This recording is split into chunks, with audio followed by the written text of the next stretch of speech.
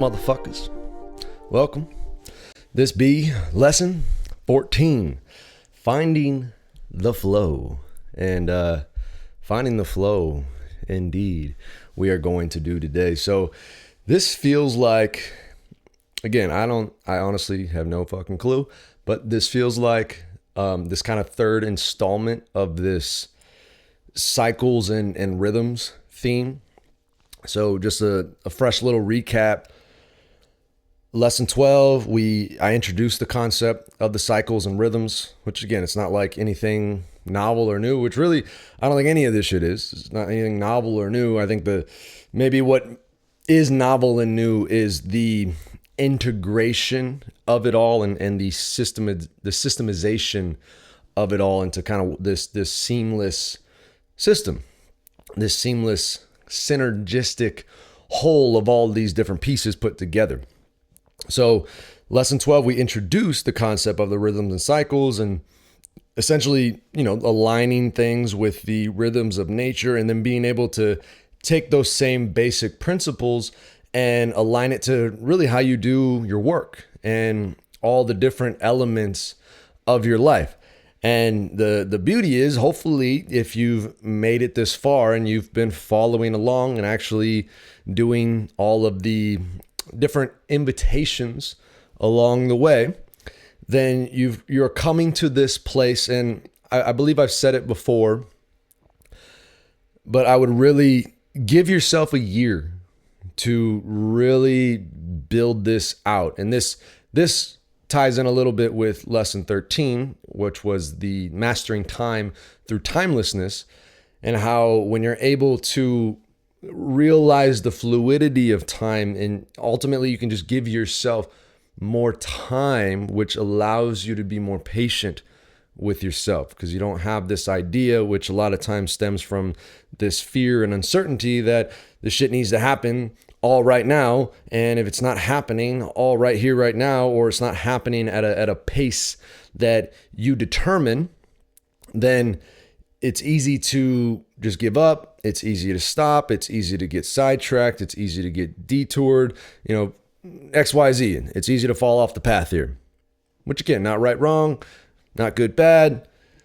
But if you're here, then I'd imagine you want to realize your full potential in whatever capacity that looks like.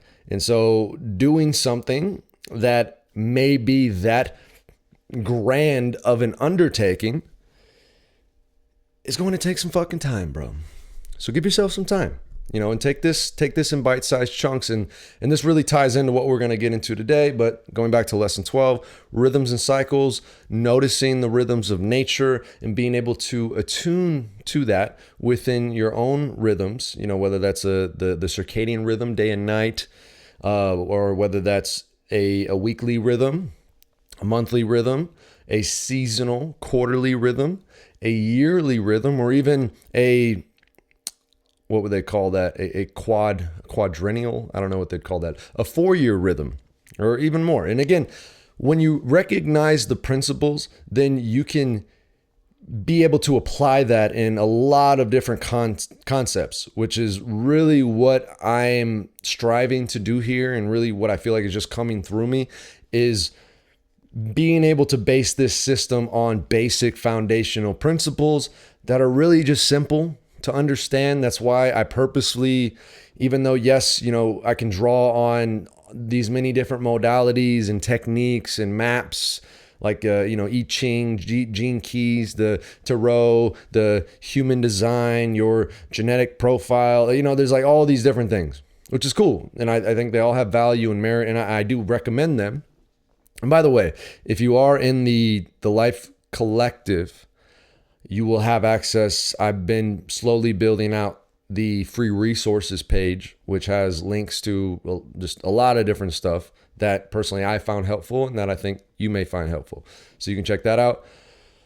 But anyways, so lesson 12, rhythms and cycles, just growing your awareness around that. And then lesson 13, getting into the fluidity of time and again, how you can align yourself to that And you can take something that, especially, if you're someone like me and like a lot of the people that I work with, you want to do a lot of different things. You have a lot of different passions and what seem like a lot of different areas. And you have a hard time, which like I did, figuring out, well, what do I need to focus on? And should I just focus on one of these things? And or is there a way to bring them all together into a synergistic whole? Which, if you've been following along, that's exactly what we're doing. We're taking all of these separate things and we're creating one foundational system or whole that encompasses all of them. And it's synergistic, meaning that as they come together, the wholeness expands and expands and expands. It's an ever and ever greater wholeness. Okay. And so today, what feels like is coming through here, and we're going to talk it out a little bit like I like to do, is being able to tie all of it together and then give you something more practical, because the last two lessons were more theoretical, more conceptual.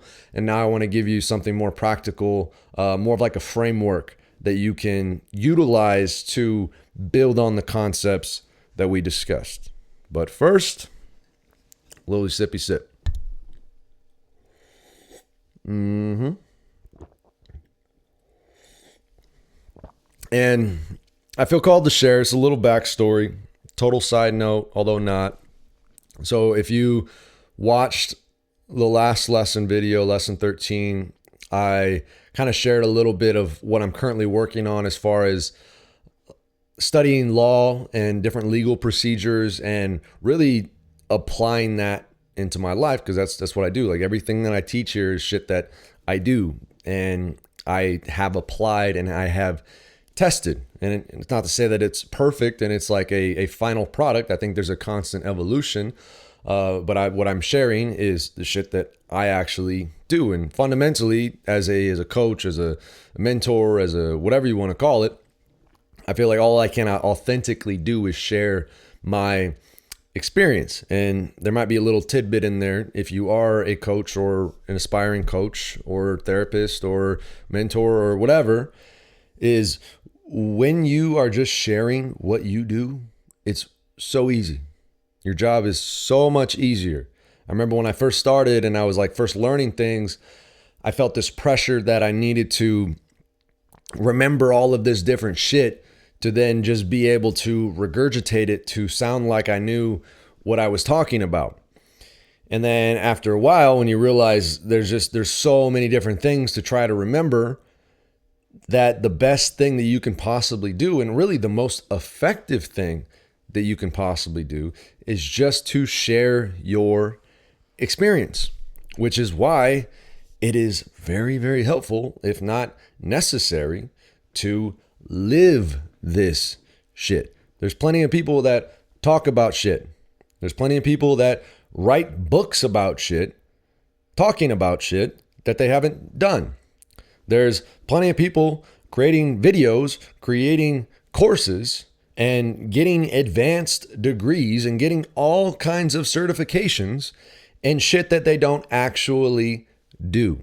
Okay? Now, yes, there's one thing to learn so that you can apply, because knowledge isn't power until it is applied, until it is experienced, and then there becomes wisdom. Because now there's an experience that can be shared beyond just intellectual words. Okay? But either way, you just got to do the shit. Point blank, simple. And a lot of motivation for me, and maybe, a little bit of this can rub off on you, is me knowing that by implementing and kind of like I see myself as like a shaman in a sense, in the way that I'm able to take challenges that other people are experiencing, whether it's individuals or even as a collective. And you'll see how this kind of ties into the story, the following up of what I introduced last time. One sec, I gotta tap this thing.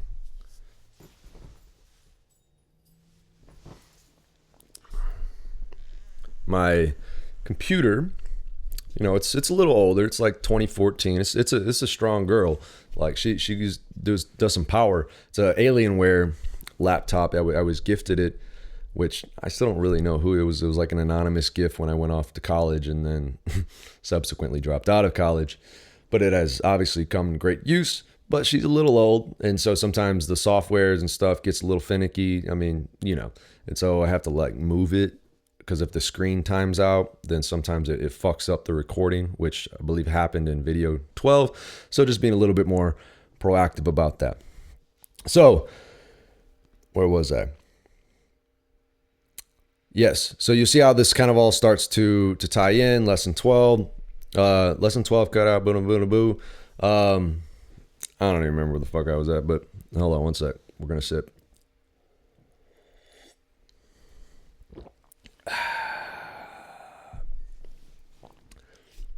I don't know.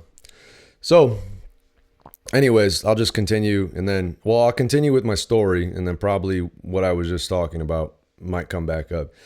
So, all this legal shit, again, piggybacking off the last video, where my power's cut off, and now the water is cut off. Because again, I've been applying this shit. Oh, I was talking about shamans and shit. I feel like what tends to happen is I kind of take the challenges that individuals have, and even as a collective, and I kind of bring that within myself so that I can, in a sense, heal it within myself, so that by healing it within myself, I can do my part in helping the other, which technically, at a deeper level is an extension of myself, big S-E-L, big self, and therefore do my part in helping essentially the world heal.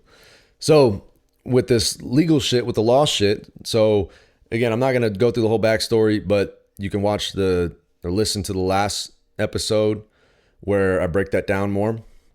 But basically, I'm learning about how money works and negotiable instruments. And if you don't even know what that is, go just type in UCC Article 3 on Google. It'll bring up Cornell Law, and you'll kind of get a feel of what that is. It's basically like, Federal Reserve notes, the like money that we're used to, the pieces of paper. Those are technically negotiable instruments. And so when you learn how negotiable instruments actually work, then it's kind of like the rule book to money. It's like the Monopoly rule book in a sense. Okay. So I've been studying all that. And again, I take action. I apply, and some might say that I'm extreme in the shit that I do, but I probably am. I don't really care. But either way, when I learn something and it's like, it feels like it's a direction that I need to head, I take action. And I've learned over and over and over again that a lot of times at first, what seems like I'm creating additional challenges in my life, or I'm like, it almost can seem like I'm making shit difficult on purpose. But I recognize more and more that, again, like these are the opportunities. Just like when you have some kind of injury or some kind of illness, on the surface, it's a challenge, because it's something which really it's just a view of perspective. Because, a challenge in a sense is really can be defined as just something that you weren't expecting to have to deal with, but now you're presented with it to deal with it. But on the other side of challenge is opportunity, which the only difference between those two is just your perspective. Because again, what if the hardest shit you've ever experienced in your life was also your greatest opportunity? And I'm sure if you look back in your life, you'll probably recognize that that is the case. At least if you're not continuing to choose to victimize yourself and blame other people, which again, hint, hint, other people, it's still yourself, bro. It's still you. So you're just blaming yourself, but it's okay. Okay? So I've been taking action, all the negotiable instrument shit. I'm learning how to actually perform. And by the way, so I did that with the electric company. And of course, again, I know this shit. I'm not fucking stupid. Like, I know they're not going to accept my payment, and therefore the power got shut off. Cool. And the way that I look at this, because, I'm learning how to do litigation, I'm learning how to essentially file lawsuits and like just sue people. And there used to be such a negative, I'm still kind of working through, there's like this negative connotation to just fucking suing people. But again, it comes from like, where is this coming from? And just the example that immediately pops into my head, and because I had this conversation with Taylor, my girlfriend, is like people that go do an OnlyFans or like porn stars. And, something that it can seem like there's a very negative connotation, but it really just depends on where it is coming from, like the intention behind it. Are you shaking your ass and showing your titties because you're in a scarcity mode and you just want to make a quick buck? Or are you shaking your ass and showing your titties because that truly feels like an expression of who you are, and it's like an art form that you feel called to pursue? Huge difference there. And again, there's not like a judgment on either one, but your intention is what gets ultimately, because that's like the undercurrent of the action of the behavior. And so that's what gets reflected back to you. If you're operating out of fear and stress and scarcity with everything you do, even if it is the most on the surface level noble thing, because you can take it in the other way and be like, well, people that donate millions of dollars to different corporations, it's the same thing. Is that coming from a place of, I feel this sense of guilt and unworthiness, and by donating, it helps me to feel more of a sense that I'm doing something and give me at least a semblance of worthiness? Or am I giving because that's just what I do? Because I feel so much abundance and richness within myself that I can't help but to give into things that I believe in. Okay? Again, huge difference. So just, going with that principle when it comes to suing people, again, you can come from this place of like, fuck you, and I want something from you. And, basically I'm just trying to like make a quick buck or prove a point or whatever the story might be.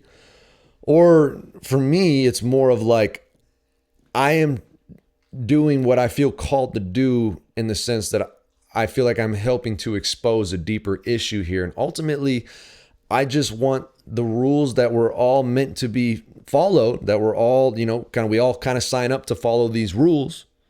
It's like, the situation of a cop pulling over, which, a cop, again, like we put all this authority into somebody that's just wearing an outfit, that's wearing a costume, whether it's a cop, whether it's a lawyer, whether it's a doctor, whether it's a judge, whatever. It's just another human being. Don't forget that. Just another human being with dreams and hopes and desires and fears, all those things. Okay.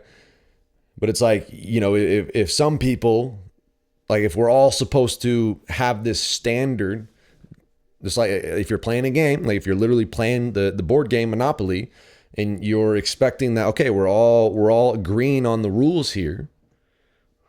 Even, we may not necessarily agree with all the rules, but we're choosing to play this game. And so we're all going to agree upon the rules here. Okay, cool. Let's do that. And then somebody decides like, you know what? I don't want to follow those rules. I'm going to just, you guys still have to though, but I'm going to kind of create my own rules and play a different game over here so that I can win. And again, where's that coming from? Is that coming from a sense of unworthiness, a sense of scarcity, a sense of greed? Who knows? So either way, for me, it's like, here's what the fucking rule book says, that we're all agreeing to play this game in this way by these rules. And I'm playing my best to, again, I still want to win the fucking game. I still want to be good because, it's fun. We're just having fun, but I'm playing the rules. There's the rules. Okay. And so like, why aren't we following the fucking rules here? And that's really what I'm doing. So now, long story short, I'm in this process of really about to start filing some complaints, because there's a whole process. And honestly, this is probably going to end up being part of the course. I'm still learning this, obviously, so I don't necessarily feel super like sure. I want to be able to provide you shit that I'm I'm very confident about. And this, I'm still learning this area, so I'm not very confident. I'm still like experiencing and going through it. But as I go through and as I learn more, as I experience more, I'll be able to share more. But essentially, yes, going through the process of litigation, learning what that is. And basically there's a breaches of contract here, and I'm just pointing that out. And again, I don't know what the fuck's going to happen. Okay. But I'm figuring it out. And that's like, what else can you do? And I think, so much of it, if there's so much fear around all these things that, because most people, they're like, oh man, my power gets shut off, or, oh, my water gets shut off. It can be like this seemingly do or die situation. I mean, hell, people, their fucking phones die, and it's like, it's life or death situation, and we just don't know what to do with ourselves. And so it takes, and this is where a lot of the other practices come in, because it takes some grounding to be like, no, I'm here, I'm alive. Because look, again, fundamentally, what do you need? What do you fundamentally need? It's like Maslow's hierarchy of needs. It's like, okay, we got some water, we're good. Like, I'm not dying. We got some food, we're good. We have shelter, we're good. There's warmth. There's even like, ways to, it's fucking summer right now, so it's hot, and there's even ways to find some cool. It's like, we're good. Like, we're really like, and that's the thing, if you continue to bring yourself back to the moment, because so many of the fears are just projections of either, past things that we're continuously recycling into the present, or future things that we're either trying to avoid or just having anxiety about because we're anticipating something that hasn't even happened yet. It's like all these things perpetuate this fear, which takes us out of the present, which paradoxically you can only ever be in the present. Even the fear that you're experiencing about past or future or whatever is still being experienced right here, right now. But if you just come back to the moment, you realize it's good. We're good. It's all good, baby. I'm alive. Like, I feel fucking amazing right now. And that's the whole thing. Like, people look at this. One second again. We tap.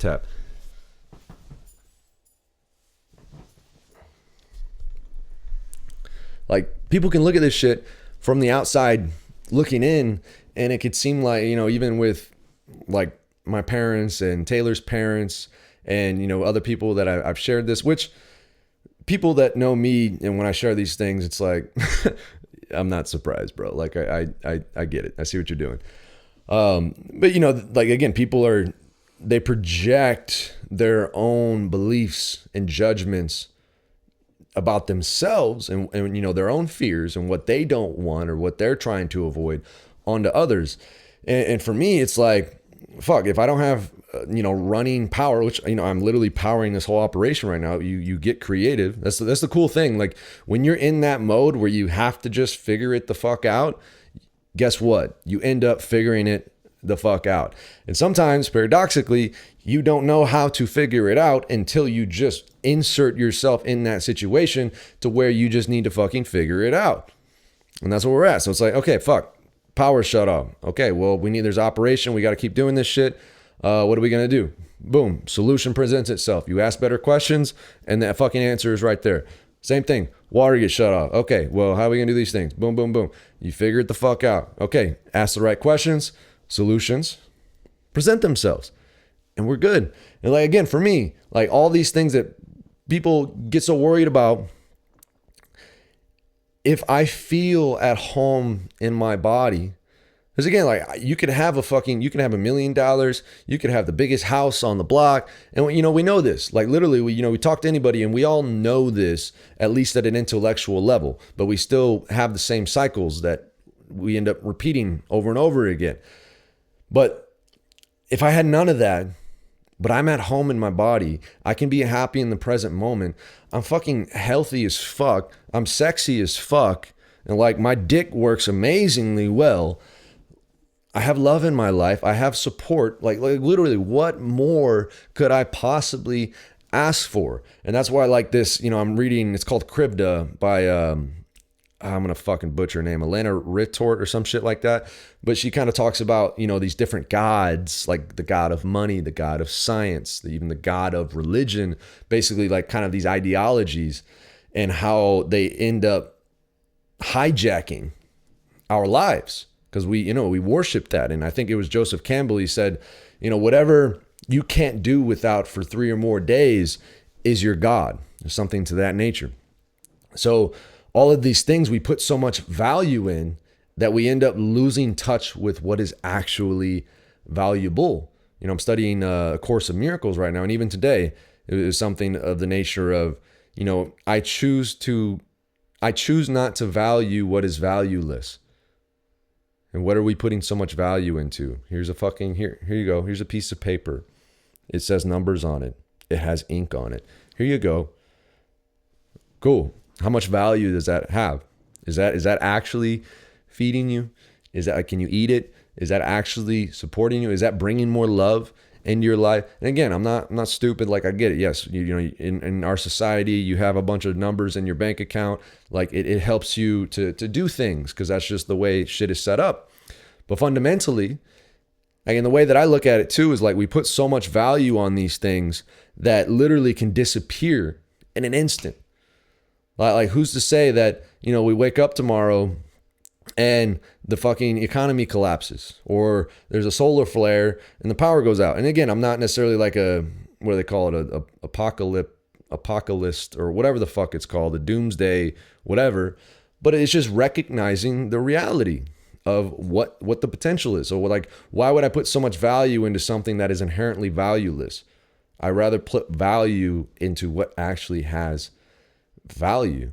Like, even if I made $1 million or $1 billion or $1 trillion or whatever the fuck, and I lost it all, if I still have my health, if I still have love in my life, if I'm still clear and I can still operate and move in the world, I can just do it all over again, because that's the fun of the game. Okay? So a little bit of I just felt called to share that, just to update with where things are at. And I'm sure I'll continue to keep you updated with how things are going. But essentially, we're figuring it the fuck out. It's cool. So with this idea of finding the flow, like I said, this is my intention is to give you something a little bit more practical here. And so really what this comes down to is we've gone through this whole process of, the life types and the life magic manifestation method, basically this whole foundation. And now it's creating these systems so that you are doing and you're showing up for all the things that you feel called to do and show up for. And you're doing it in a way that feels essentially effortless. And the way in which we go about doing that, and you understand why we went through the rhythms and cycles and then the mastering time through timelessness, is because those kind of lay the foundation of this more practical framework now. Is and really a big one, there's kind of two main concepts that are coming through. And one is, and they're both related, but one of them I kind of coined, and then the other one I learned from Tony Robbins. So the first one is just process stacking.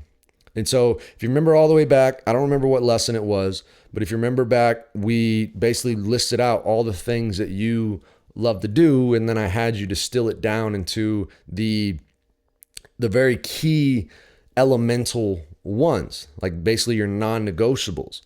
So now in a sense, we're kind of able to start coming back and take some of those other things and be able to build them back into the system.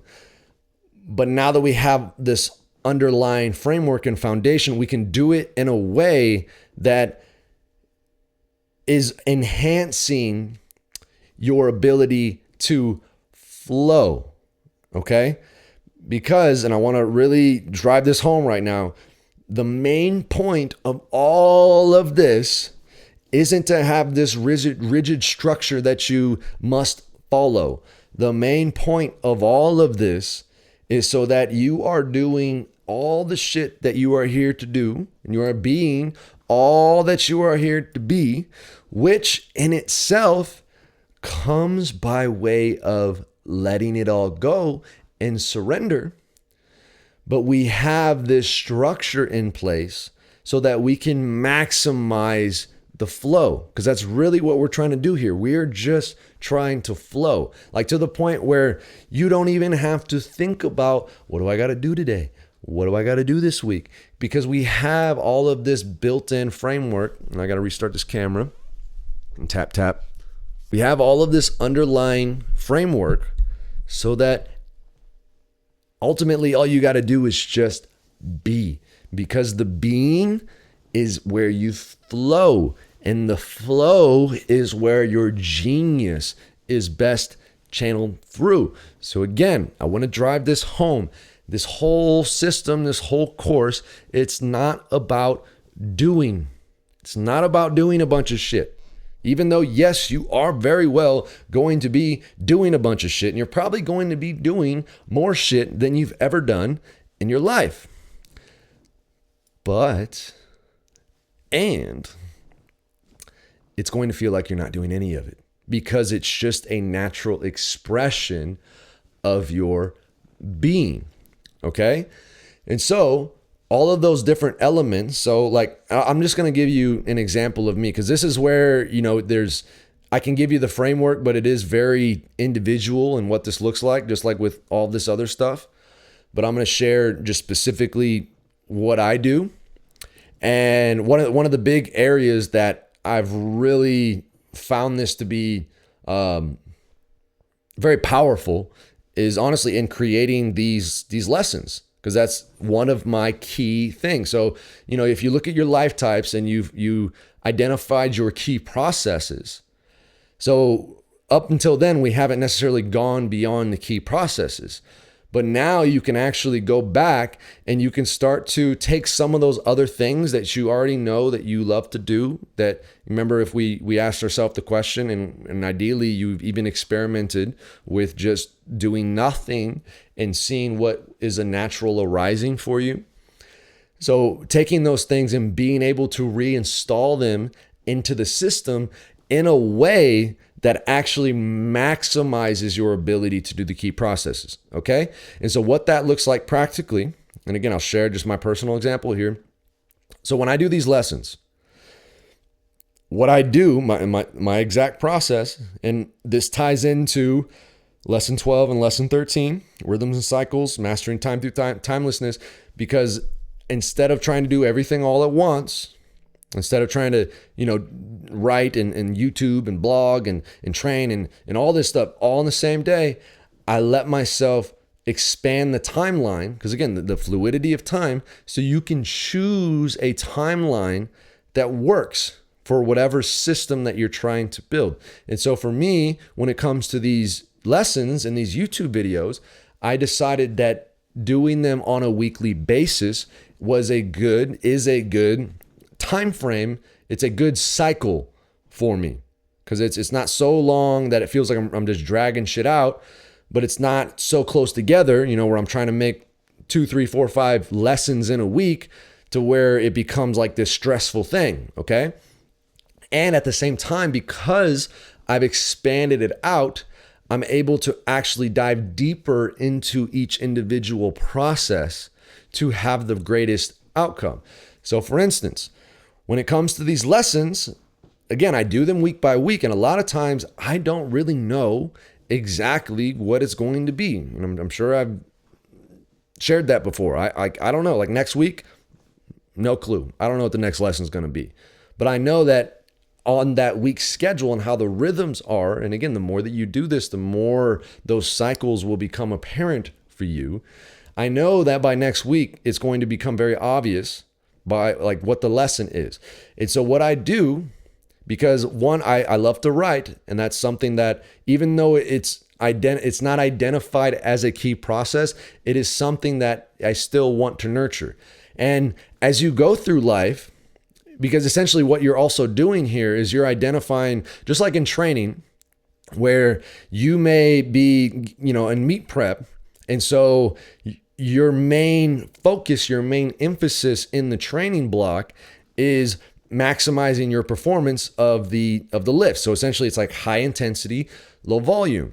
But, and if you're an experienced athlete, you'll understand what I mean. If you don't at least touch on the other components of training, it'll actually start to affect your ability to perform at the highest level of the thing that you're trying to be the best at, i.e. your total or whatever you're testing, whatever you're trying to be the best at. In this case, we're talking about the total between the snatch and the clean and jerk. But if I'm literally just maxing out every day, there may be if I've built up a foundation, because again, like these cycles, there's these mini little cycles, and then there's the bigger cycles, and there's the bigger cycles, the big macro cycles. And so they all kind of feed into each other. So if I've gone through a period where I was doing a lot of volume and lower intensity, now I have a foundation to where I can maximize the period of higher intensity, lower volume. Okay. But even still, if I'm not touching at least a little bit of those different areas of, maybe my overall conditioning of like volume, like hypertrophy, just maintaining some muscle mass, then those will likely start to affect my ability to be able to realize the potential I have with the Olympic lifts. And so the same thing is true with these other areas where, writing is something that's very important to me, and doing these podcasts and just, vocally expressing and sharing is something that's very important to me, although they're not identified as my key process.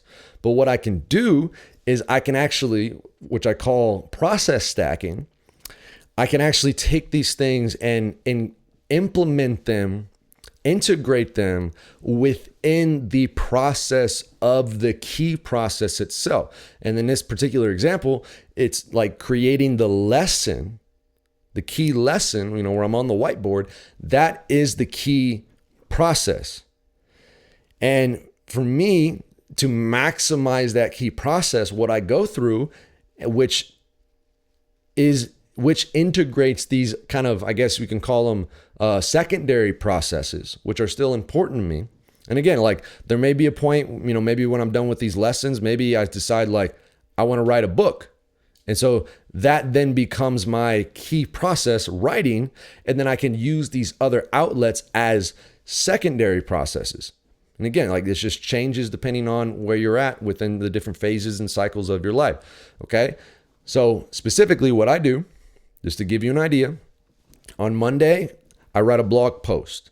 And this is, I probably will. I do share these within the lessons. These are when you're watching the lessons and you see the essence. That's the blog post. Because for me, that is simultaneously I'm writing, so I'm practicing that skill as a secondary process, and I'm also it's helping me because it's more, for me, it's like more poetry. It's more poetic. And so it's helping me to take like what I'm sensing intuitively is coming through as the lesson for the week, even though I don't necessarily have like a full grasp of exactly the practicality and the specifics that I do when I get to the lesson, as you'll see. So it helps me to basically take this, if you talk about the process of alchemy, it's like the air element where there's just like all these possibilities and kind of just ideas floating around, like just the overall intuition. And then it helps me to bring it down one level of distillation into, I guess, what you can call the fire element, where now there's more of a direct intention of this is what's coming through for this week. Okay.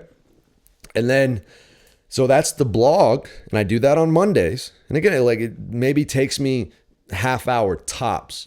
And that's like me, because sometimes I'll journal a little bit even before then, just to get a feel, okay, what's coming through here. And then the blog, I just allow it to come through. And that allowing is that distillation process from essentially my intuition to then something that's more logical, something that I can start to really see and work with.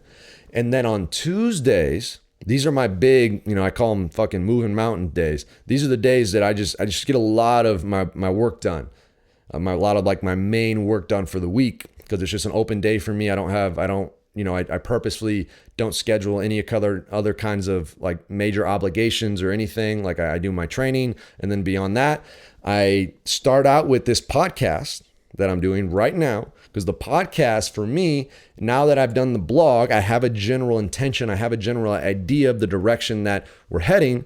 And now when I do this podcast, it's an outlet for me. Not only am I just practicing my speaking, practicing my expression, because those are things that are valuable to me. And again, this is like a secondary process for me, but it's also helping me to just think through and talk through the process. Like literally everything that I'm sharing right now, I didn't even know I was going to be sharing until I got here and started sharing it. And now as I'm sharing it, it is becoming clearer and clearer and clearer. Okay, this is specifically what this lesson is about. Finding the flow. Okay? I'm going to tap.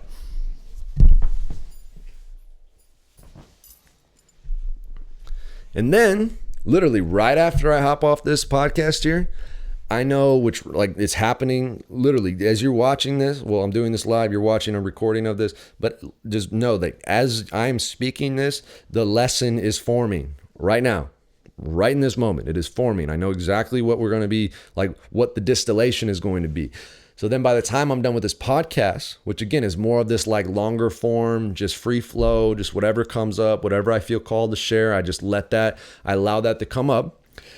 And then literally as soon as I get off of this podcast, I'm going to set up my whiteboard, and then I know exactly what the lesson is going to be. And that way the lesson in itself is just a distillation. And this is also like the water element, which is in alchemy, at least in the Kabbalah, what I've studied, it is this emotional charge that it's kind of like your purpose. Like, why are we doing what we're doing it? But fundamentally, it's like it's energy and motion. It's kind of charging up the intention, which is another step towards the physical manifestation. And so then the actual lesson that I do, I'm pointing over here to the whiteboard, it's over here. The actual lesson that I do is then the kind of complete distillation where I can just get right to the point of here is the lesson and here's what it is. Okay? So, I can go through, and basically you can do that for each one of your life types. And the other concept, which I said I was going to talk about, is essentially the same shit. It's net time, which Tony Robbins, he kind of coined that, or maybe he got it from somewhere else. I don't know. No extra time, which is like, okay, we can stack, again, it's like you can stack these different things. And another just easy example, because once you recognize this concept, you can do it everywhere.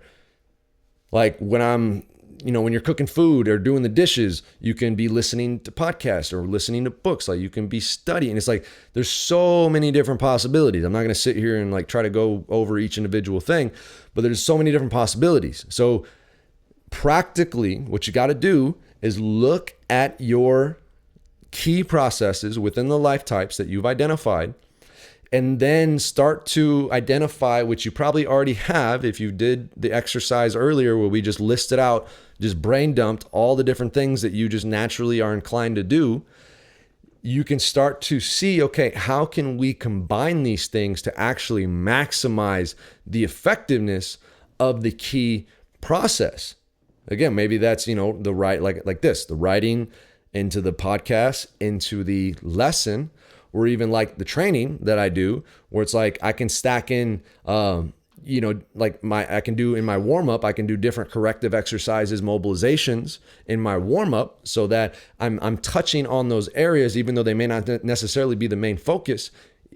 And then that actually helps what I'm trying to do with my training more, even though, like I said, the main focus might be to increase my weightlifting total. The other things are supportive of that. Like my design work, like when I'm actually, again, it all starts to blend together. Like my studying and doing these podcasts, it informs the design work that I do, which again is just me like literally just thinking and like kind of processing and remembering the big picture and then being able to distill all of that down. And what's another one? And then my music.